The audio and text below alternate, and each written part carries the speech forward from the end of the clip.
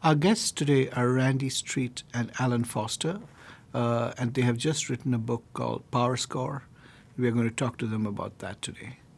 Randy, Alan, thank you so much for joining us today. It's our pleasure. It's great to be here. Great. Randy, I'd probably start with the first question with you. You describe Power Score as a grand united theory of leadership boiled down to a single number. What exactly does that mean? So we've been on a journey for the last 20 years as a firm and as individuals thinking about leadership.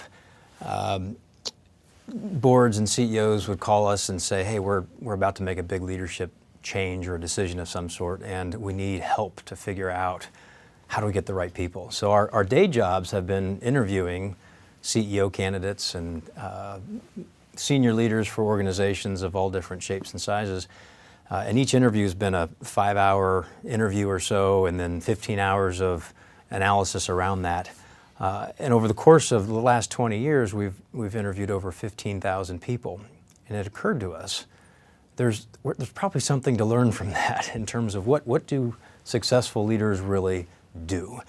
And over the last 5 years, we've been digging deep into that data to understand it. And what we have found is there are, in fact, 3 factors that drive success in leadership, and we call it the grand unified theory, very much like the way scientists describe the universe. So scientists have been looking to figure out, what is the grand unified theory of how the universe works, and we figured if they can describe the universe, surely we can describe leadership. And in fact, we've got these 3 factors that describe what success looks like. Absolutely. So I'll turn to Alan to ask exactly what the Power Score is and how it's calculated.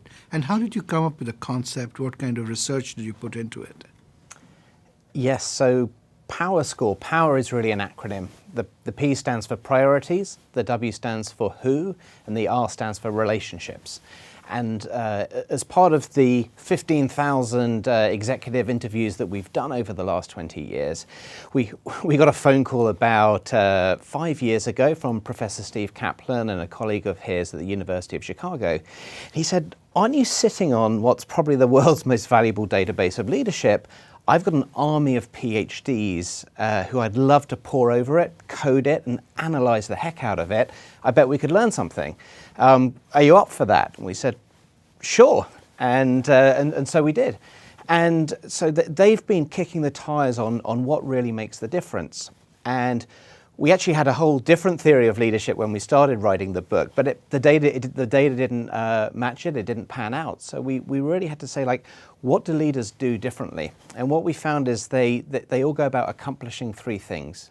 They set the right priorities, they get the right people in the right roles, the right who, the W, and then they make the relationships work, the R for relationships. And so what we do with the teams and the executives we work with is to say, on a scale of 1 to 10, to what extent do you have the right priorities? Give yourself a score out of 10. To what extent do you have the right who, the right people in the right roles? Score out of 10. And to what extent do the relationships work? Again, a score out of 10. And you've got 3 numbers out of 10, multiply them together, and you've got yourself a score out of 1,000. And that's the score we've been calculating with thousands of executives to find out to what extent do they run at full power, power being priorities, who, and relationships.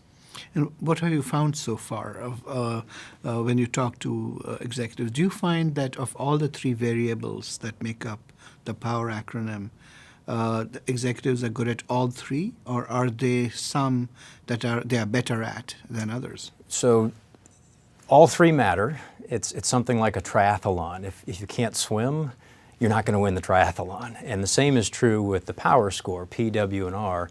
You have to be able to do all 3. And most leaders only do 1 or maybe 2 of those really well. Very few actually think to do all 3, much less are really good at all 3. But the statistics are amazing. Those who do all 3 well are easily twice as successful as the average leader, and they're 20 times more successful than leaders who don't do any of those 3 things. Which of the 3, which is the easiest for most leaders to manage? And which element of those 3 do they have the most trouble with? So the easiest is definitely the R, relationships. So most leadership theories focus on behaviors and traits and how you should show up as a leader, and that's all very important in leadership, of course. And so about half, 47% of the leaders in our data set were reasonably good at building the relationships that make a team function. On the flip side, the hardest one is the W, the who, which is hiring the right people, removing people, shifting people around on your team to make sure you've got the right people matched to the right priorities. Only 14% of leaders were excellent at that, which means 86% of all leaders are completely ignoring one of the most important factors of being a successful leader, which is getting that who question right.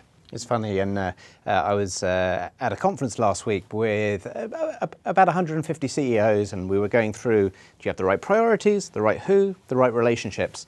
And at the end, I said, okay, a show of hands.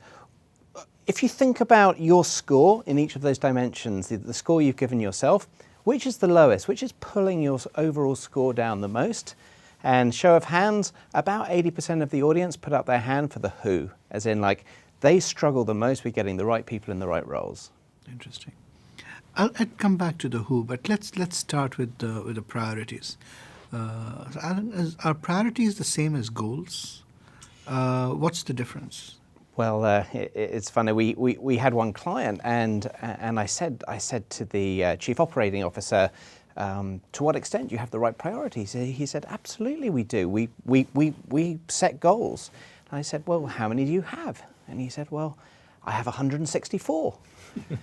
and I said, well, you know, that must keep you quite busy. He goes, yes, we're a very inclusive culture. We're very bottom up. We like people to set their own goals. I mean, it was a high achieving environment, but they had no focus at all. And so we find the best leaders are very good at setting priorities, which actually means saying no to things. Like it's looking at all your potential goals and saying, which are the 3, 4, or 5 that really matter? Goals really are what needs to happen, and that's great, but they don't really give you a sense for which ones actually tie back to your mission and why they're important or how they relate to one another. So you can have 164 goals, no sense of priority, a lot of diffused focus through the organization. So how do you think leaders can become better at setting priorities? How did this leader go about it? So you can obviously hire consultants for millions of dollars, and I'm sure they'll come up with a great presentation. We have a slightly simpler way. We encourage leaders and leadership teams to write what we call a scorecard, which is to say, given the mission and vision of what you're trying to do, what are the 5 priorities? And how do you talk about them in terms of, like, if you fast forward 2 or 3 years and you're thrilled with what you've got done, what will you have delivered? And it forces people to talk in numbers, it forces people to have trade-offs. And then we get a CEO, if they've done that, to share that with their leadership team. And then we find everyone has a different point of view. And then you just lock the door and you don't let them out until they've actually had some of these tough conversations about what are we not going to do versus just what we are going to do. How do you think priorities are linked with purpose? And can you give any examples of leaders who are able to tie their priorities to the reason why the organization exists? We've been working with Atulga one day who is using a lot of his thinking around the checklist manifesto to apply to some of the most complex diseases and healthcare issues. And when we very first spoke to him, we said, like, why do you exist? And he said, well, I am trying to save harm or suffering from more than 1 million lives over the next 3 years. And he's written about that, and he has founded a laboratory, an innovation lab called Ariadne Labs. And what we find is it's like putting up a beacon into the sky, like the bat signal, and surgeons and medics and professionals flock from all over the world because his mission just resonates with them. And then he then goes from that to say, what are his 3 to 5 priorities? But it all links back from that sense of purpose, his mission of what he's trying to do. How can you decide if your team's priorities are clear and effective? So it's one thing to think you've got the right priorities, but then to make sure that you transmit them through the organization is another challenge. I had a client recently share with me that he had a senior team get together and think through priorities, and they all patted each other on the back and said, oh, we've got our priorities, we all agree. And then they had a conversation with the next level down in the organization, and there was a little more debate. You know, what really are our priorities? I'm not sure. Are we aligned here? And then they took the conversation to the next level down, and that group of people basically said, what priorities? So there's definitely a challenge in organizations as you go through to create clarity, and the first thing that you need to do is limit yourself to that 3 to 5. You know, 5 really is the absolute limit of priorities that we as humans can process and remember. And the second piece is communication. So just constantly communicating, these are the 5 things. Whenever something comes up that's outside of those priorities, calling it out, saying, you know what, that's interesting, that might even be important, we should look at that, but not now, it's not part of our priorities. I had another client say, whenever someone comes to her with something that's off the list, she says, make me care. If you can show me how that connects to and supports one of our 5 priorities, then we should think about doing it. But if you can't, we're not going to do it. We're not going to put resources behind it. So it's a combination of shortening the list from 164 down to 5, and then communicating it constantly throughout the organization. Got it. So now let's come to the really difficult part of the power equation, which is the who part. How can a leader select the right people for her or his team and make sure that they are focused on the right priorities? Well, you've actually begun to answer the question right there with that second piece, which is make sure they're focused on the right priorities. So the first mistake leaders make when it comes to hiring and thinking about their team is they haven't even thought about their priorities in the first place. Assuming you actually have thought about your priorities, the next question should not be how do we accomplish these priorities, but rather who should accomplish these priorities, which is where the next big mistake comes. Most leaders don't think that. They think about the what questions and the how questions. What do we need to do? How do we need to do it? Rather than who do we need on the team to do it? So question 2 is all about that who. Once you understand the priority, who do we need on the team to accomplish it? From there, it's about following a structured process. Most leaders don't because they're not asking the right question in the first place, and because they're distracted with all of the noise and the meetings and the conference calls and the 200 emails a day and all the other things coming along. They don't put the actual energy into hiring the right people, thinking about mapping their team to the right priorities. And one of the things I found very interesting is you write in your book that this is the aspect of management that gives leaders the most heartburn. How can leaders become better at selecting the right people? So it probably begins by acknowledging what are all the mistakes that they typically make. And on average, nearly all the research proves that leaders are making mistakes about 50% of the time. So half the time, toss of a coin, they're getting it wrong. And they're using just a lot of ill-informed techniques. We call them voodoo hiring tricks. And for example, should I be interviewing someone who is British and balding and has a slightly quirky sense of humor? I'll probably think, you know what? They're pretty smart. I really like, I can't put my finger on it, but I really like that guy. And we tend to project ourselves onto the people that we see, and yet we don't realize we have all these unconscious biases. So the very first part, before you even get to asking the correct questions, is to acknowledge what are the mistakes that you're making right now. But how do you go about removing underperformers and getting A players on your team? How would you do that? So first thing is understanding where you've got A, B, and C players if you want to use a sort of a classification system of your team, and that goes back to the priorities. Alan mentioned a little earlier a tool that we call a scorecard, which basically just documents your priorities, your mission, and then the key priorities that you're pursuing. And the best leaders actually take some time, maybe once a quarter, sit down, look at the priorities, map the team against them, and ask the question, how comfortable am I that these people are going to accomplish these things? And if you have any doubt in your mind, if you think, well, maybe it's 50-50, that's not very good. You're looking for a much higher degree of confidence, 90% or even 100% degree of confidence that those people will accomplish those priorities. I'm thinking of our client Panos, who took Randy's advice and did exactly that. And he emailed us about a year and a half ago and said, you know what, I've been following your advice. We were like, well, what advice would that be? We can't remember. And he said, well, every quarter I sit down and I map out who's my team.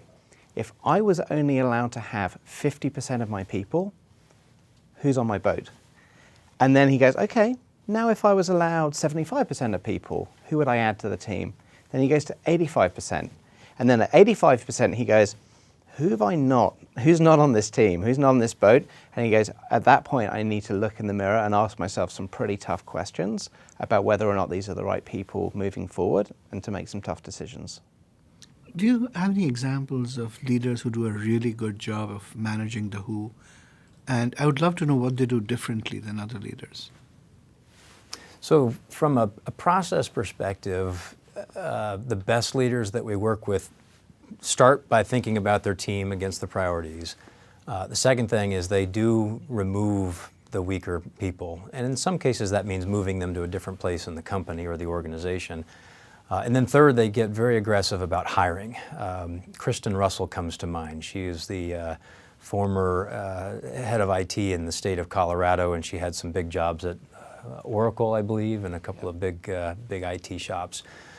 She considers herself a chief recruiting officer. She says, you know, I may be a CIO, but my real job is CRO, chief recruiting officer. And she's constantly on the hunt for great talent, constantly sourcing interesting people that she may be able to bring into her organization or maybe refer to other people within the organization or other organizations for that matter. And then she follows a structured process to actually hire those people as well, which is the other piece of the magic. So it's understanding that you need to have these people, it's putting that chief recruiter hat on at all times, and then following a structured process to hire them against the priorities. It's funny, when we did the analysis of, if you look at every single executive we've ever interviewed and met, and we look at what's the number one risk or regret of that executive, the thing they wish they'd done differently, by far the number one is, I wish I had moved faster on the people I deep down knew weren't the right people on the team. But we feel conflicted. We feel like, well, maybe it's my fault they're not performing. Maybe I should give them one more chance. Maybe it will look bad. It will look bad on me.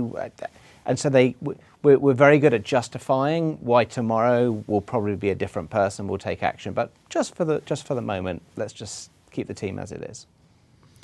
I wonder if you could, since you talked about recruiting, discuss a little bit about the interview process. And what are some of the most common errors you find? The voodoo hiring. The voodoo errors. hiring that people make. And how can you eliminate those errors from the interview process? Sure. So we can maybe banter back and forth on this, because this is Plenty of them. rich territory. One that comes to mind that I think is very, very common is the hypothetical question. We call it the fortune teller. Mukul, what would you do if you joined our team, which right now is a little dysfunctional? How would you fix it? It's a forward-looking question, and the problem is you get hypothetical answers. So if you were to ask me, you know, Randy, I understand that you followed the space shuttle and the Apollo program when you were a kid. How would you get to the moon? I could actually answer that question. I know how to get to the moon, but I couldn't get you to the moon.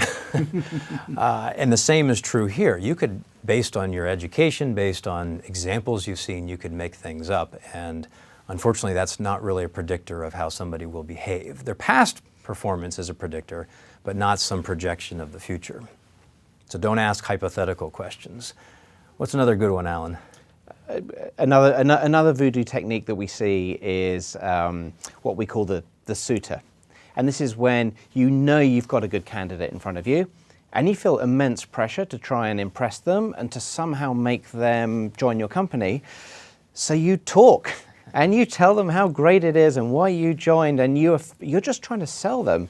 And then you get to the end of 40 minutes and you've forgotten to ask them any questions, any difficult, and you're like, well, I quite liked them, but I probably should have got a bit deeper.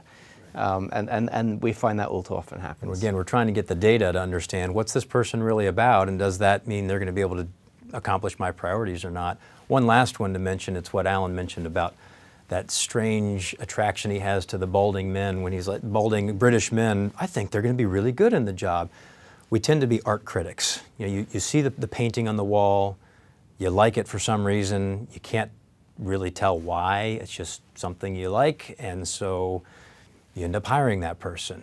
It could be a common interest or common background or something, and you end up hiring people not based on what they're able to do for you and with your team, but based on some gut feel that's not substantiated by any real data. I had a client last week and I said, well, why did you give the offer to the CFO?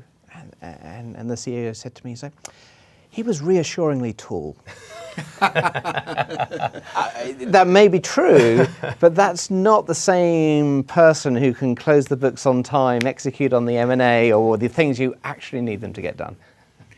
So let's turn now to the R part of the power score.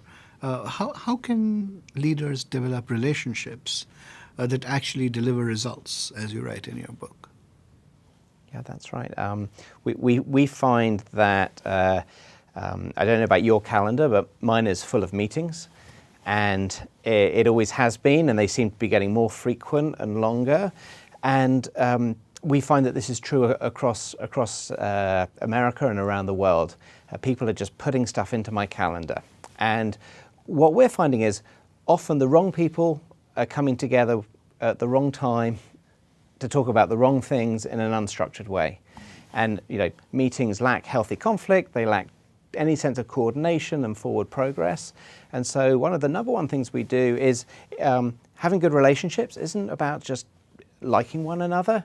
It's about how do we get coordinated here? How do we bring the right people together at the right time? And probably half your meetings should be 30 minutes shorter, and some of them should be much longer.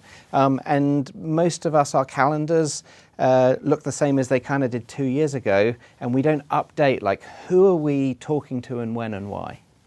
So getting coordinated is one of the key thrusts. The other two big ones are building commitment with your team and challenging your team. And this is where most leadership theories and leadership books and programs really focus their energy on these two things. Building commitment is all about building commitment, mutual commitment with one another, commitment to the organization and the cause, commitment to the leader, and there's obviously a wide range of things that you as a leader can and should do. Chief among those is how you show up as a leader. So this is where role modeling comes in, and following through on commitments and getting things done as a leader comes in, and how you set the stage to enable that team to create mutual commitment. And then the challenging piece is how do you challenge the team to be their very best? This is where motivation and inspiration comes in. This is where you begin to push people beyond what they think they can do on their own, and to see what's possible to do when you bring the collective talents together into a group. So getting coordinated, as Alan shared, and then working to help the team commit and challenging them, those three levers really seem to be the big ones that form the relationships where 1 + 1 = 5, and you get that multiplier effect in terms of results.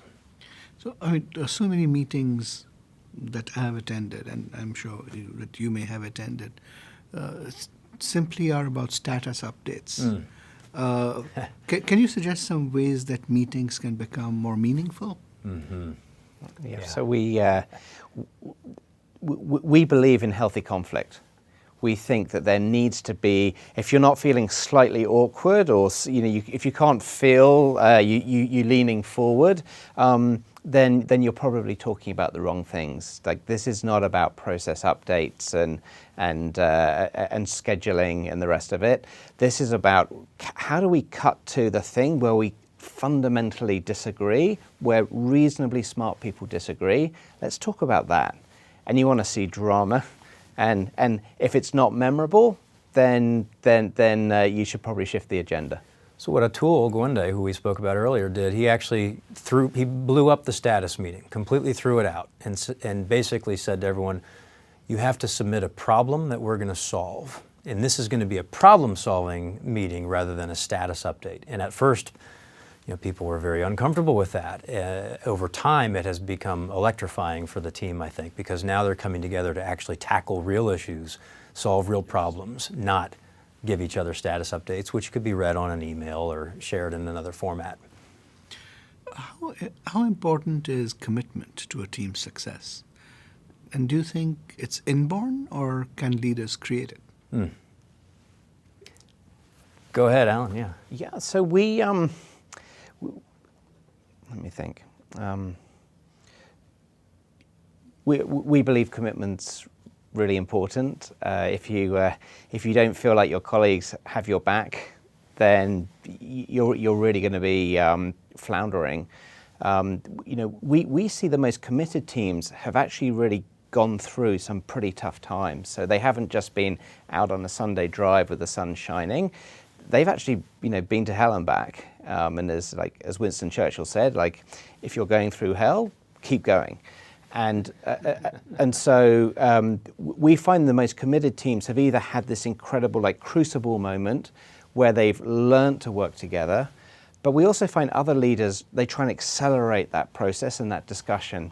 And some of the best leaders we know, they say, at some point, this project, this team, it's going to suck. It's going to be terrible. It's going to be all, we don't know what it's going to be. Now, when that happens, upon what can we rely on in each other? And having that conversation ahead of time, almost like rehearsing for the bad times, can really make the difference. Two leaders coming to mind. One is Caperton Flood, who is actually a former colleague of ours at Bain & Company, and he actually has that conversation up front when the case team comes together. What mutual commitments are we willing to make to each other as we do this project? And this is when people will say, well, you know what, I prefer not to work past 8 p.m. because I've got children and I want to be putting them to bed. Well, what happens if the client calls and there's an urgent matter? So they actually problem solve that before they even get into the real life scenario. So that's the rehearsing that Alan was sharing. And they drafted up and signed this document. This is what we're committing to. So that's one version. Another coming to mind is John Zillmer. John Zillmer at one point was in charge of a division of Aramark, and when he inherited it, his boss said, hey, John is taking this on. He's going to be the caretaker of this business. And John thought, caretaker? I don't want to be a caretaker. And it was a poorly performing business, and he didn't want to caretake this poorly performing business, so he took his new team off-site, and basically shared all of the results from the past year, which weren't particularly good. And they said, all right, I want you to come back tomorrow at 8 a.m., and we're going to do something, and wear your gym shorts. And the leaders were thinking, gym shorts, uh-oh. They show up the next day in their gym shorts. A van takes them out to a Skip Barber racetrack. So this is kind of that classic team building. And they have a wonderful day racing cars together. And when they come back, John said, all right, looks like you can learn new tricks. So what I want to know is, what are you willing to do as a team? What's possible here? And over the next few hours, this group of people actually began to challenge one another, and they came up with goals that were actually greater than what John had envisioned. And over the course of the year, he fostered it. So he said, all right, here's the deal. If we can accomplish these goals, we're going to come back next year. We'll do the 3-day racing course. So first quarter, they were making their numbers. John sent them racing gloves and a note that said, congratulations. Second quarter, they're still making their numbers. He sends them the racing suit with their names on it. Third quarter, they're making their numbers. He sends them the helmet. And sure enough, they make it. They show up the next year, and they did this wonderful 3-day program. And it was just a wonderful testament of how a leader almost manufactured commitment in a team that didn't have it by creating a shared experience and building on that shared experience that they took ownership of and ultimately delivered the results against. So let's, as a last question, try to put it all together, because I think we could keep talking about this for a long time. If you look at all the 3 elements that you've talked about, the P, the W, and the R, how can leaders improve the power score of their teams? So what we're finding with a lot of our clients is they sit down and they have a conversation with their team, and they said, what's our power score? To which the team said, what on earth are you talking about? And then he explains it, said, okay, everyone get out a piece of paper, get out a pen, and now write down a number between 1 and 10 as the answer to these questions. To what extent do we have the right priorities? Do we have the right who, the right people in the right roles, and do the relationships work? And then they all held up their scores. And multiply them together. Yeah. Multiply your three numbers together. All the scores are different, and it fosters a lot of curiosity and puzzlement. And like, really, you scored it a 4, I scored it a 9. And then it leads to the right discussion. And what our best clients do is they don't just have that as a one-off conversation. It becomes something they actually begin to track monthly or on a quarterly basis. Once you identify so the beauty of the power score, going back to the grand unified theory, is it does highlight where you have an issue. So if your overall power score is 432, what are you going to do about it? Where are you weaker? Is it the priorities aren't clear? Is it that the who aren't right? Is it the relationships aren't working? It very quickly allows you as a leader and as a team, this is, by the way, a leader with his or her team exercise, not something you do in a vacuum. So the whole team can look at that and say, what do we need to do? How do we go from 432 to 500 to 600 to 700 and up? It becomes an enormously clarifying vehicle for identifying the issues and focusing in on those issues that will drive the results. And the beauty of it is the research shows if you can drive the P, the W, and the R, you will get results. You'll be more successful than the average leader and the average team by orders of magnitude, and that's where the fun starts. Great. Well, that's a great note to end on. So, Randy, Alan, thank you so much for speaking with Knowledge at Wharton.